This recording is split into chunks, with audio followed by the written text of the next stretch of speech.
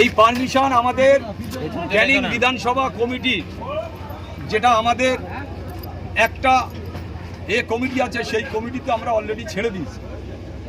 ছাড়ার পরে পরিকল্পনা করে আজকে সকালে কিছু তৃণমূলের নেতাদের সাথে বৈঠক করে আজকে যে গন্ডগোল করার চেষ্টা করছে, আমাদের পুলিশ জোর পূর্বে আমাদের মিছিলের উপরে আক্রমণ করে ডিউটি অফিসার সহ বেশ কয়েকজন অফিসার।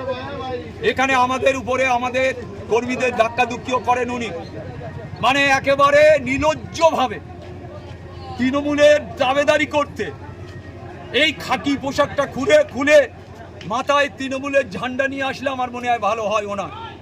উনি এমন একজন তৃণমূলের নেতা, থানার একজন ডিউটি অফিসার, সে আমাদের কর্মীদের উপরে আক্রমণ করে, ধাক্কাধুক্কি করে, চড়োয়া হয়, তারপরে র্যাপ আনে, তারপরেও চক্রান্ত করার চেষ্টা করছে। আপনারা দেখলেন দুখানা তৃণমূল কংগ্রেসের ঝান্ডা লাগানো দুখানা বাইক এখানে এসছে, তারা চেষ্টা করছে গন্ডগোল করার জন্য। আমরা শুধু অবরোধ নয়, এরপরে বৃহত্তম অবরুদ্ধ হবে। আমরা থানায় বসে পড়ব, আমাদের বিভিন্ন জায়গা থেকে লোক আসছে, আমরা প্রয়োজন হলে জীবনতলা থানায় অবরুদ্ধ করে দেবো। তাই আমি আজকে পরিষ্কারভাবে বলছি, এই ধরনের চক্রান্ত নির্বাচনের সময় একটা দিন চলে যাওয়া মানে প্রচারটা আমার আর হলো না। তাই আমি অবিলম্বে বলবো যে এই ধরনের চক্রান্ত থেকে দূরে থাকতে হবে। প্রশাসনকে বলবো দালালিটা বন্ধ করুন, প্রশাসনকে বলবো দালালি অবিলম্বে বন্ধ করুন। এখানে ভয়ঙ্কর অভিযোগ তুলছেন পুলিশ প্রশাসন দিয়ে বাধা দেওয়ার চেষ্টা, কি বলবে? পুলিশ প্রশাসন বাধা দেবো না, ধাক্কাধুক্কি মারা হয়েছে এখানে আমাদের ছেলেদের উপরে চক্রান্ত করা হয়েছে, আমাদের ছেলেদের উপরে ধাক্কাধুক্কি দেওয়া হয়েছে। যিনি ডিউটি অফিসার আছেন তিনি ধাক্কা দিয়েছেন। তাই আমি বলবো যে এইটা চক্রান্ত ছাড়া কিছু নয়, তৃণমূলের দালালি করছে, তৃণমূলের দালালি অবিলম্বে বন্ধ করতে হবে। তৃণমূল কংগ্রেস কি ভয় পাচ্ছে আপনাকে দেখে? 100% ভয় পাচ্ছে।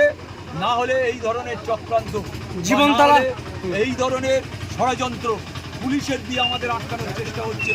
আমাদের ছেলে ওই ডিউটি অফিসার যিনি খাকি পোশাক করে এসেছেন, উনি আমাদের ছেলেদের ধাক্কাধুক্কি মেরেছেন, আমাদের ছেলেদের উপরে চড়া হয়েছে, উনি আমাদের ছেলেদের উপরে মারার চেষ্টা করেছেন, লাঠি চালানোর চেষ্টা করেছেন। জীবনতলা থানার ওসির বিরুদ্ধে কি তাহলে আপনারা নির্বাচন কমিশনের দ্বারস্থ হবেন? আমরা আজকেই যে ডিউটি অফিসার আর জীবনতলার ওসি এদের বিরুদ্ধে অবিলম্বে আমরা আজকে নির্বাচন কমিশনার আমরা সবাইকে জানাবো। এই বিক্ষোভ কতক্ষণ চলবে?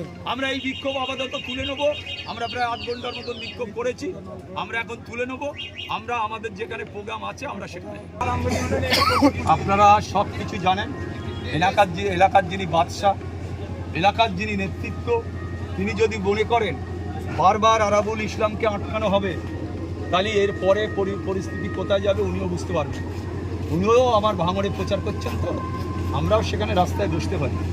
সেখানে আমাদের লোক আছে, যথেষ্ট আরাবুল আইএসএফের লোক আছে, ডাক দিলে ওনার পেশাব পায়খানা বন্ধ হয়। পুলিশ কিন্তু এটা করাচ্ছে ওই নেতাদের কথা শুনে। ধন্যবাদ।